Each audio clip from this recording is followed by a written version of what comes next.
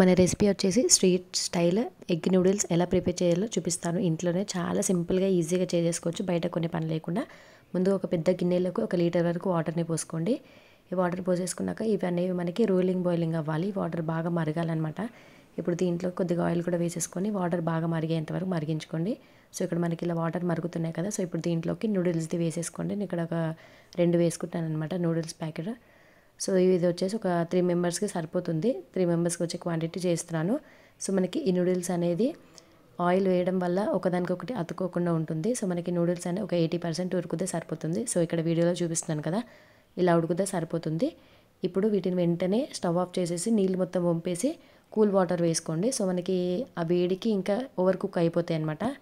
Cool వాటర్లో వేసి ఇలా ఒక ప్లేట్లో పెట్టేసుకొని కొద్దిగా ఆయిల్ వేసి ఇలా బాగా మిక్స్ చేసేసుకోండి. సో ఇప్పుడు మనము ఒక బౌల్లోకి ఒక 4 ఎగ్స్, ఈ ఎగ్స్లోకి కొద్దిగా సాల్ట్ వేసి ఇలా బాగా బీట్ చేసుకోండి. ఇలా బాగా బీట్ చేసుకున్నాక ఒక ఐరన్ కడాయి పెట్టుకోండి. ఈ కడాయిలోకి ఆయిల్ ఇలా మొత్తం ఇలా స్ప్రెడ్ చేస్తూ వేసుకోండి ప్యాన్కి. సో ఇప్పుడు దీంట్లోకి ఆయిల్ బాగా హీట్ అయ్యాక దీంట్లోకి ఎగ్ మొత్తం వేసేసేయండి. ఒక సైడ్ బాగా ఫ్రై అయ్యాక ఇంకో సైడ్ తిప్పేసి ఇది కూడా బాగా ఫ్రై చేసుకోండి. ఫస్ట్ ఎగ్ని మొత్తం బాగా ఫ్రై చేసుకున్నాక పీసెస్ లాగా కట్ చేసుకోండి. ఇప్పుడే కట్ చేస్తే మనకి అంత ఫ్లఫీగా రాదనమాట ఎగ్ అనేది. సో ఇలా బాగా ఫ్రై చేసుకున్నాక ఇలా పీసెస్లా కట్ చేసుకోండి.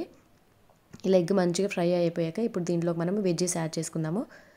ఒక 1/2 కప్పు వరకు క్యాబేజ్, సన్నగా తరిగి పెట్టుకున్న క్యారెట్, అలాగే సన్నగా తరిగి పెట్టుకున్న ఆనియన్స్, కొద్దిగా క్యాప్సికమ్ కూడా వేసేసుకోండి. ఇలా అన్నీ వేసేసి కొద్దిగా సాల్ట్ కూడా వేసేసి ఈ వెజ్జెస్లోకి మొత్తం బాగా టాస్ చేసుకోండి. హై ఫ్లేమ్లో ఒక 2 మినిట్స్ మనకి వెజ్జెస్ అనేవి కొంచెం ఫ్రై అయ్యేంత వరకు బాగా టాస్ చేసేసుకోండి.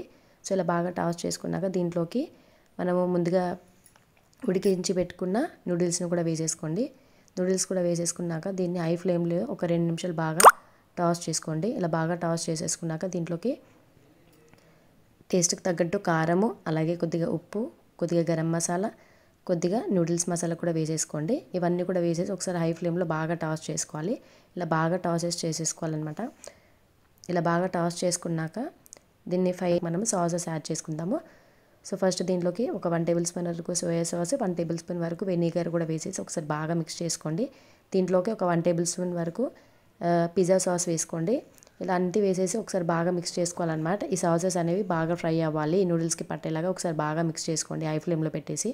ఇలా బాగా మిక్స్ చేసేసుకున్నాక ఫైనల్గా కొద్దిగా కొత్తిమీర వేసేసుకుంటే స్టవ్ ఆఫ్ చేసేసుకోవడమే. ఎంతో టేస్టీగా ఉండే ఎగ్ నూడిల్స్ అయితే రెడీ అయిపోయండి. చాలా టేస్టీగా ఉంటుంది. ఇలా ఇంట్లోనే చాలా సింపుల్గా మీ పిల్లలకు చేసి పెట్టండి.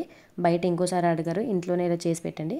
సో వీడియో నచ్చితే ఖచ్చితంగా లైక్ చేసి మీ ఫ్రెండ్స్ అండ్ రిలేటివ్స్కి షేర్ చేయండి. ఇలాంటి మరింత సింపుల్ అండ్ టేస్టీ వీడియోస్ కోసం మా ఇంటి వంట బెరీ విత్ ఛానల్ని ఖచ్చితంగా సబ్స్క్రైబ్ చేయండి.